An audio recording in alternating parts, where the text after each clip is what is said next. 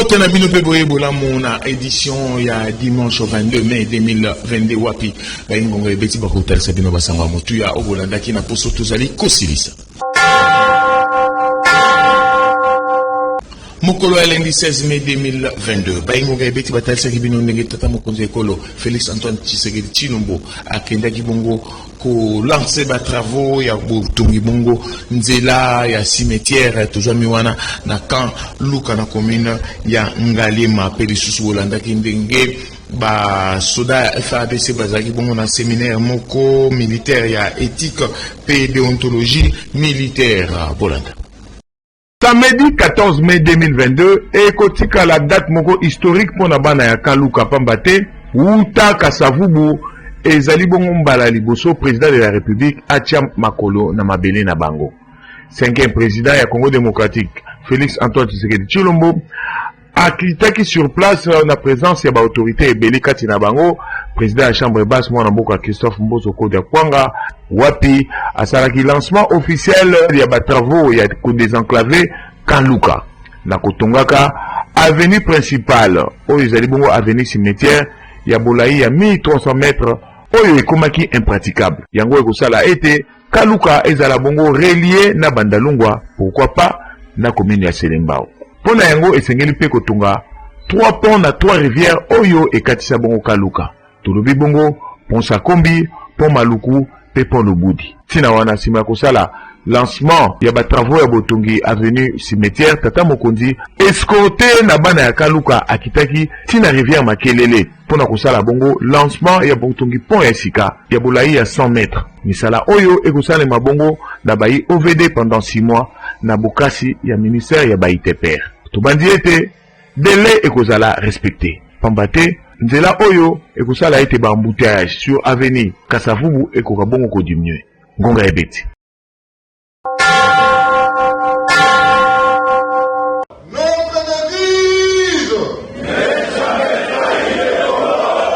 Outa plus de 20 ans mobimba, armée à école Congo démocratique ezali ko souffrir na oyo etali respect à éthique et déontologie na bongonde appareil à défense nationale congolaise et yaki kosala paya yambo ya ko proposer ba piste ya solution na nzela ya mobange na séminaire ya mikolo mibale oyo esalemaki na chapiteau ya cité ya Union africaine et esangisaki ministre ya défense nationale ba officiers généraux pe supérieurs nyonso na présence ya mokonzi ya mboka Félix Antoine Tshisekedi Tshilombo awa ba thème ya ndenge na ndenge elobamaki na oyo etali éthique pe déontologie ya armée wapi na suka ba recommandation ebele et salemaki boyo kangonga sur le principe d'éthique, de déontologie et de leadership.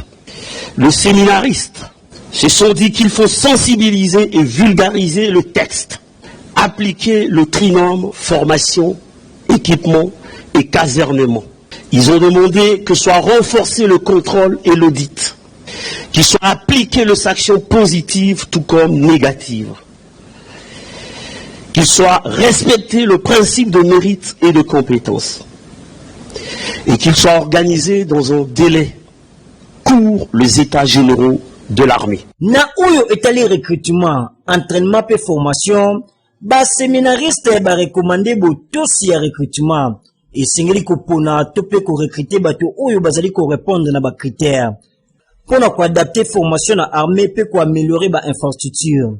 Bongo na nzela ya colonel Mukendi Nanet, délégué ya ba séminariste atalisi eti bazui engagement ya ko améliorer comportement na bango na exercice ya tâche na bango pe ko kabola mai bazui na séminaire na ba unité respective. Na maloba na ye Félix Antoine Tshisekedi Tshilombo pona ko clôturer milulu oyo asengaki ko sukisa misala ya ba groupes armés oyo bazali ko menacer kimia na est ya école Congo démocratique. Boyo Kangonga. Les commandants de grandes unités que vous êtes devaient donc être capables, à la fin de ces jours de réflexion, de fédérer et de vous organiser pour adapter vos actions à l'évolution du temps et de l'espace.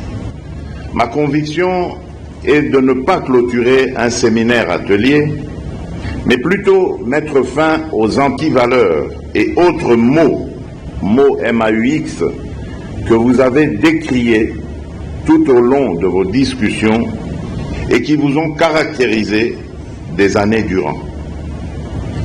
Abandonnez-les, enterrez-les et à jamais prenez un nouvel élan. Ngonga Betty.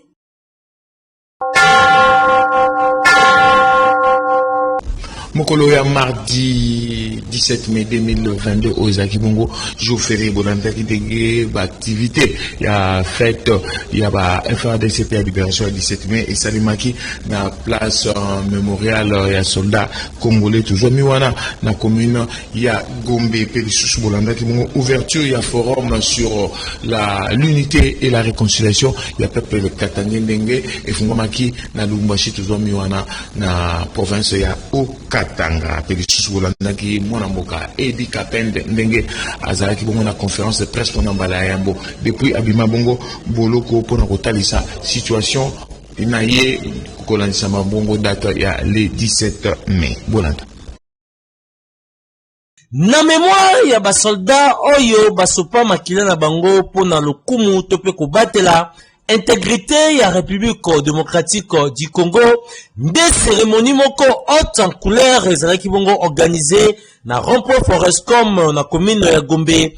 Esika nini mokonzi ya mboka Félix Antoine Tshisekedi Tshilombo oyo ye moko anyataki mabele yango sur place akendaki bongo ko déposer gerbe de fleurs na mémoire ya basoldat inconnus, statue oyo ezali érigé na rond-point Forescom. Nyonso elekaki na présence ya ba autorité tant civile que militaire lokola président ya Sénat Modeste Bat Lukobo, premier ministre ekolo Congo démocratique Jean-Michel Samalukonde, ministre ya défense nationale Pélissus, chef d'état-major ya ba FARDC armée ya Congo démocratique.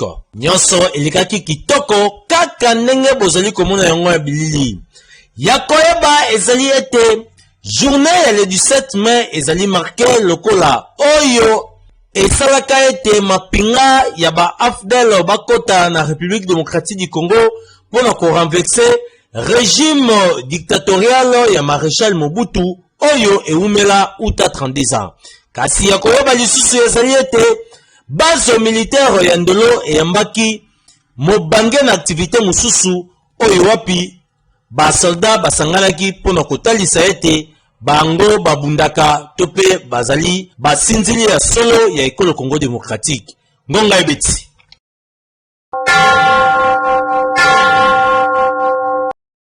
Pona mbala na ye liboso uta azala libéré na prison centrale ya Makala, Colonel Edi Kapendo azalaki liboso bapandisango mokolo mardi 17 mai 2022 na Kinshasa. Déjà le bandeli Edi Kapende asengaki une minute de silence na mémoire ya musée Laurent Désiré Kabila. Na maloba na ye loboko na motema Edi Kapende atalisaki innocence na ye kolandisama na liwa ya musée Laurent Désiré Kabila wapi alobaki ke maboko na ye ezali na makila ya musée te pamba te azala lokola mwana na ye azala loyal kobanda tango musée azalaki nanu président ya ekolo Congo démocratique te tango akomaki président pekino tango akufaki. Pona kosukisa Edi Kapende apesaki merci na président de la République Félix Antoine Tshisekedi Tshilombo oyo atelisaki ete akotikala toujours loyal envers ye. Ngonga ebeti. Nous n'allons pas presser, mais nous n'allons pas non plus rester ici éternellement. Ouverture ya forum sur l'unité et la réconciliation des Katangé Fongomaki Mokola mardi 17 mai 2022 na Lubumbashi na place de l'identité Katangé province ya Haut-Katanga et pas ya archevêque métropolitain Fulgence Mouteba.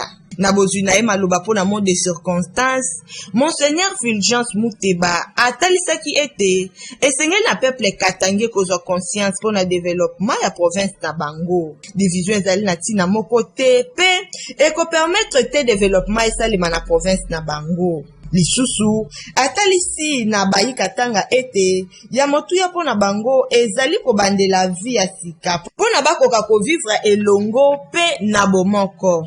asengi na barepresentant ya ba 4 provinces nyonso ya Katanga ko se réconcilier mpona ntombwama espace Katanga pe ya République démocratique ya Congo mobimba. Sima na yango nde baparticipant bazwaki bacode ya bonne conduite mpona kopermettre na bango kose communiquer na humilité. Bokutani oyo esangisaki bakatangie ya bakushe nyonso. Na ngambu ya politique totangi Moïse Katumbi, Jeannette Kabila, Henri Mova, badepute, basénateur pe baministre mpona kotanga kaka wana. Esengeli koyeba ete clôture ya forum oyo ekosalema mokolo ya jeudi 19 mai. Ngonga ebeti.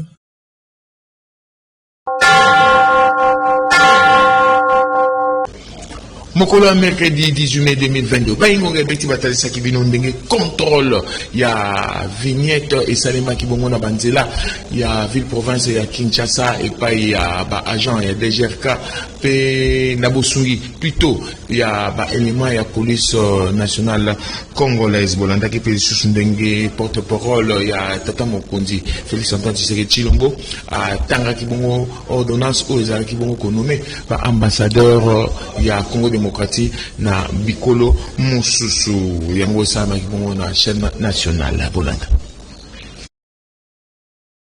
Direction générale ya recette ya Kinshasa déjà Karamkuse elongo na la police bakitaki na nzela mercredi 18 mai oyo pona contrôle ya vignette exercice 2020 na mituka nyonso etambolaka na ville ya Kinshasa. Constat esalemaki na balabala uleri na commune Gombe esika wapi ba agent ya DGRK bazalaki ko contrôler mituka nyonso ezalaki koleka na nzela wana. Ba oyo bazalaki en ordre balekaki sans problème baye bafuta nanu vignette te DGRK koyaki na bango kofutisa bango lomande pe vignette na bango soki te motuka ekei na fourrière. Pamba te raison ezali na yango te kozangisa kofuta vignette pour wuta 2020 kino 2022 esengeli vignette efutama na koyeba ke banzela nyonso etongamaka nde na bataxi mingi na kati vignette pezali. Boyoka agent moko ya DGRK ndenge abetisaki ngonga 2021-2022 batikaki bango volontairement bamoko basomba bakela kosomba ka vignette volontairement. Maintenant ba oyo bafutaki bazali ba oyo bafutaki te nde tozo kolanda osala ba contrôle ya recouvrer fonctionner pour la futa vignette. Bon la plupart na basopela basombi te. Bandambu déjà to modelo ba bandi déjà ko kosomba. Ya ba moke recouvrement contrôle bandi ani ko le kananzela pour kosomba. Amuto ya sombi vignette mbaneza mutu ko kota na fourrière so bakangiye kota na fourrière akei. Afuti vignette na ye akoya kofuta penalité na ye. Yakoyeba ezali ete contrôle ya vignette ezali kokoba na ville ya Kinshasa. Bandeko bakubi mituka na esika ya kokima to kobomba mituka na bino na bandako ofuta kaka vignette na yo po otambola na kimia. Ngonga ebeti.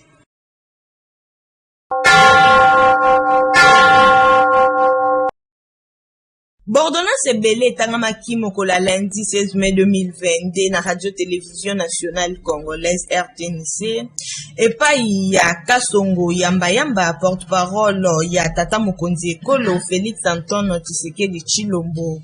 Wapi kati ya baordonnance yango tata mokonzi azwaki mokano ya konome bambassadeur extraordinaire pe plénipotentiaire na bamboka ebele. Boyoka ngonga. Ordonnance numéro 22033 du 16 mai 2022 portant nomination d'un ambassadeur extraordinaire et plénipotentiaire de la République démocratique du Congo auprès de la République du Rwanda. Au terme de cette ordonnance, le président de la République nomme ambassadeur extraordinaire et plénipotentiaire de la République démocratique du Congo auprès de la République du Rwanda, M. Jean de Dieu Mitima Bulunzi. Ordonnance numéro 22035 du 16 mai 2022 portant nomination d'un ambassadeur extraordinaire et plénipotentiaire de la République démocratique du Congo auprès de la République de Corée. Le président de la République, au terme de cette ordonnance, nomme ambassadeur extraordinaire et plénipotentiaire de la République démocratique du Congo auprès de la République de Corée, M. Ileka Atoki. Ordonnance numéro 22036 du 16 mai 2022 portant nomination d'un ambassadeur extraordinaire et plénipotentiaire de la République démocratique du Congo près le Royaume d'Espagne. Au terme de cette ordonnance, le président de la République nomme ambassadeur extraordinaire et plénipotentiaire de la République démocratique du Congo près le Royaume d'Espagne, Madame Geneviève Lukusa Kayembe Nkaya. Ordonnance numéro 22037 du 16 mai 2022, portant nomination d'un ambassadeur extraordinaire et plénipotentiaire de la République démocratique du Congo auprès de la République de Serbie. Au terme de cette ordonnance, le président de la République nomme ambassadeur extraordinaire et plénipotentiaire de la République démocratique du Congo auprès de la République de Serbie, M. Didier Kankou. Kasi ya pasi ezali ete mokolo moko kaka nsima ya nomination moko kati na bango na kombo Didier Kankou asili kozongisa molimo na ye epai ya nkolo Nzambe. Ye azalaki avocat, ancien manager ya Asbantu ya Mbujimai, président ya FC Kundui, pe candidat maléré na l'élection ya ba gouverneur na Kasai Oriental na 2019 wapi Jamawe Jamuteba abimaki vainqueur na l'élection wana. Gonga e beti.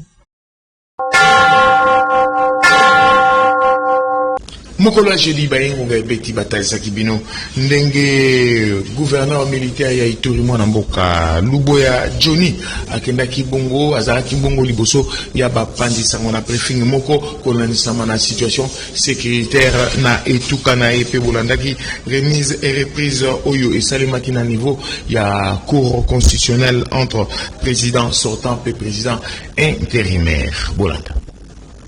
Et Selemati Mokolo ya mercredi 18 mai 2022 na cour constitutionnelle, cérémonie ya remise et reprise entre Dieudonné Kalouba Dibwa, président sortant ya cour constitutionnelle pe juge Corneille Wasenda Nsongo, oyo akwasime intérim na mutu ya cour constitutionnelle.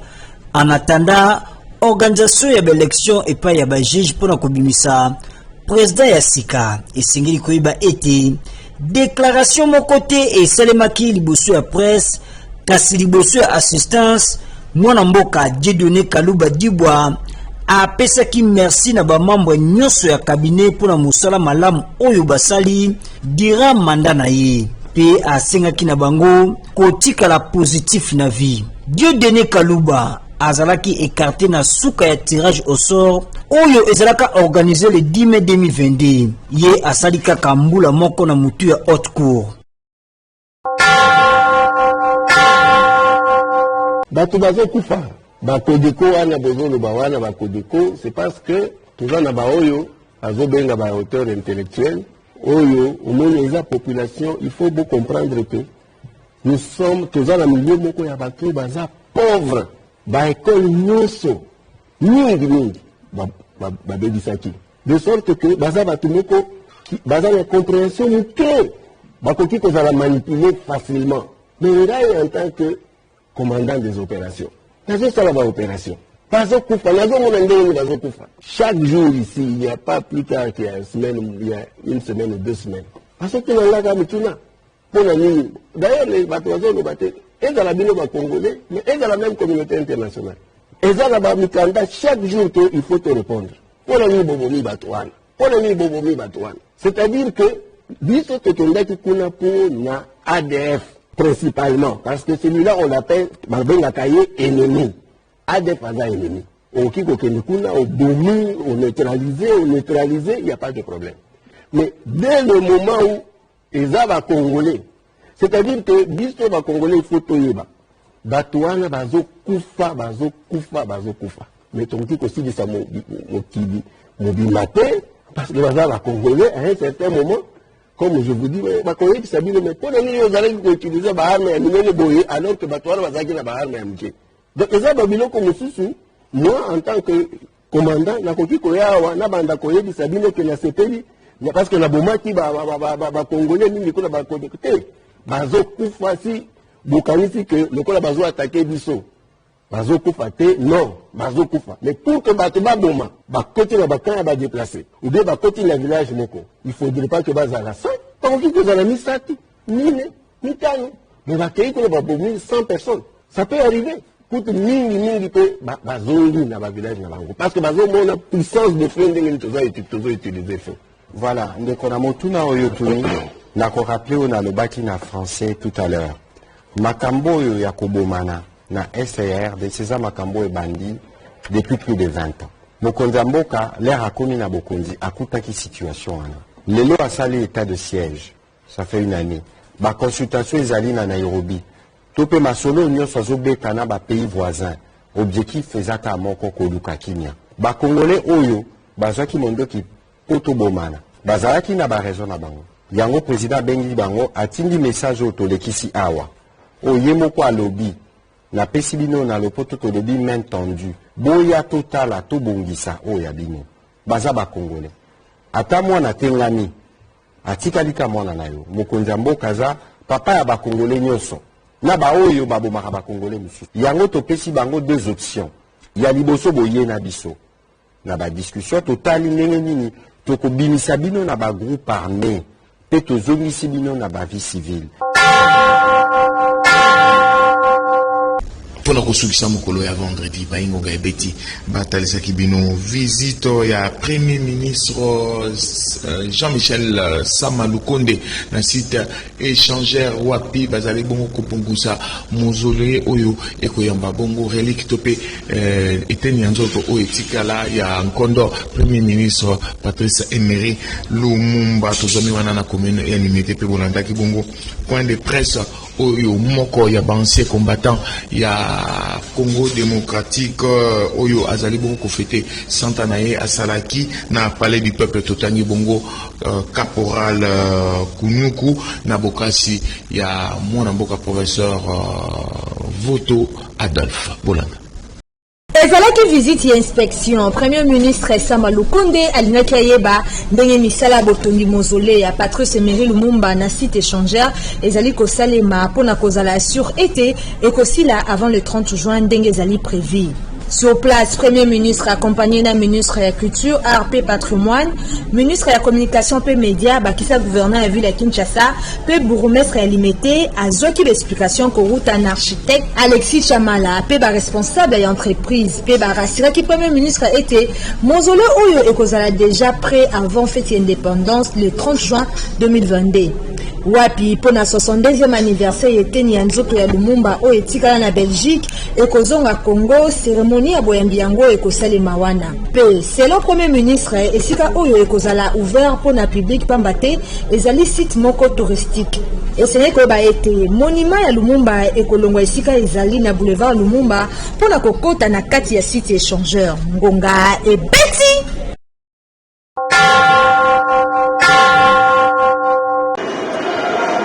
L'occasion ya Santa d'âge naye caporal Kunyuku, ancien combattant ya guerre mondiale ya 40-45, né professeur José Adolphe Voto a bongisaki mobange na conférence de presse na palais du peuple. Nyamaloba naye professeur Joseph Adolphe Voto a talisaki mosala oyo caporal Kunyuku asalaki na kati ya mapinga ya école Congo démocratique. Kaka na occasion wana pe pona kosepelisa caporal Kunyuku babongisi mobange na marche de santé mokolo ya samedi 21 mai 2022 na ngonga ya 10h départ ezali na gare centrale. Invitation epesami na ba marcheurs pe ba sportifs nyonso koya ko accompagner héros ya école Congo démocratique.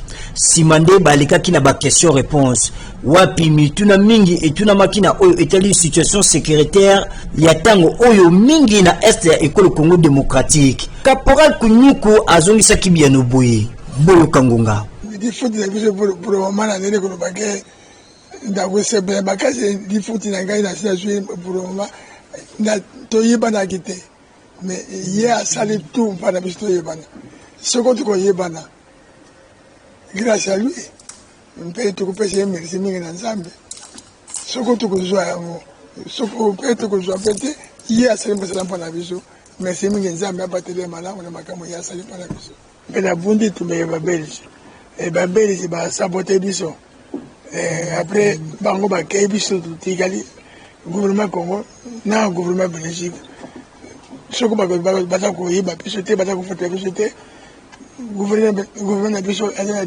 tuna permis ya kotuna mpona nini toza kofutama te e tosala nini e soko baza nyongo na bango ya Belgique na Congo eza mpona tobana biso te bongi balibere makambo na biso to ndenge baninga na biso bazwaki ebiso tozwa ndenge baninga bazwaki na ntango na biso etumba ndenge wana ezalaki te oyo lelo ezali bino baza koluka mbongo na bino soko nde olingi osala mbongo kosala baza koluka mbongo na bino ya politike ya koboma bato kosala makambo mabe na bato fa bozwa mbongo me na ntango na biso biloko wana ezalaki te oyo baza kosala biloko wana baza barebele te baza bakongolais baza bandeko na biso bakongolais oyo baza koboma mpe baza bakongolais baza kosala masala moko ya pamba presque oyo baza koboma bandeko na bango oyo baza konyokola baza bandeko na bango kosala yango mpona nini eza mosala pamba baza kosala eta baza kozwa mbongo me mbongo wana mpe bakolia yango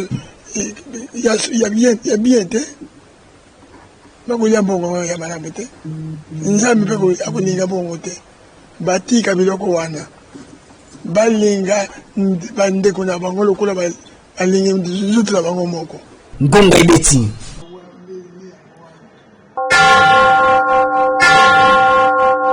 naye mpa na bino bakonzi bosunga nga papa otela nga problème oyo nga naza nango mpo nde naza bodo mayele se suki nga nasali justice 18 ans kosamba nazwi na ngai eloko te papa nakende ntina cadastre epa ya elimba yo kuna mpona bana papa leki babotola lupango wana ngai nazalaki mwana mokie nake kosamba kuna tosambi na bango na gagné procès sikoyo nde eza na elimba yo asaleli bana papa leki na ngai certificat bango bazalaki na livret de logère nga naza na certificat nazwaki yango banda 2012 siko nga nazwi certificat banda 2012 bango bayo kosala certificat na 2019 sikoyo na base ya kwa na livret de logère nga naza na soubassement na banda déjà banda na Messe d'Olivier Antonio ye azaki portugais atekele papa na biso après papa na biso nga na kosala mutation na 2012 siko nazongi kuna cadastre na expliquer bango balingi koyokela ngai te na keti komona ministre Sakombi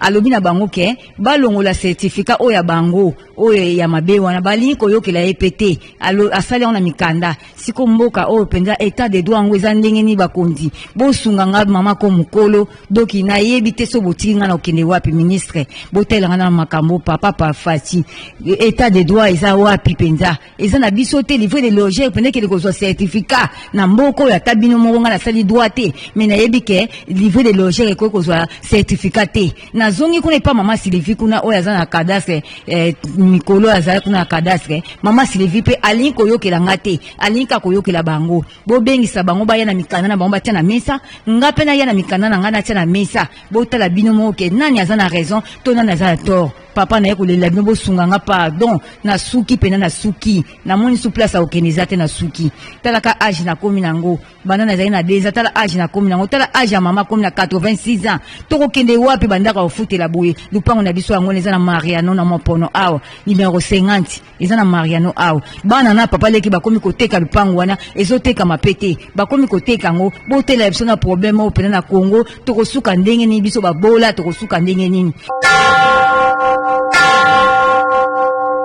Cameraman Papi Bandala Kiangu Mosali na le Phare TV azwaka likama na cortège ya chef de l'État esika wapi abukanaka lokolo kokota na ye na hôpital azwaka bongo visite ya chef de l'État wapi elaka epesamaka ete akozwa basoin nyonso na ndenge esengeli na compte ya présidence kasi ya pasi na etape ya suka makambo ekomi compliqué assistance ezali lisusu te malgré ba démarche bazali kosala na niveau ya présidence boyoka ye ndenge abetisi ngonga. Merci na ba ndeko journaliste ndenge bozotika ngai te naza wana toujours nazosenga na bakonzi ya mboka bayeba kosunga ngai na likambo oyo ezokomela ngai.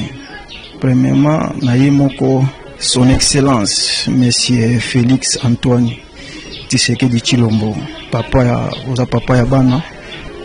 Dernièrement ba complication ekomaki ba complication ebandaki déjà na HG.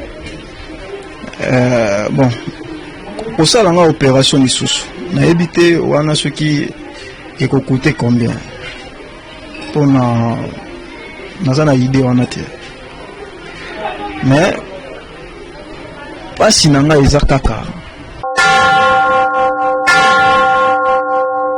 awa nde nazindingisa kosukisa édition ya dimanche 22 mai 2022 oyo etalisaki bino masango ya motu ya bolandaki na poso tozali bongo kosilisa boboto omabota babino.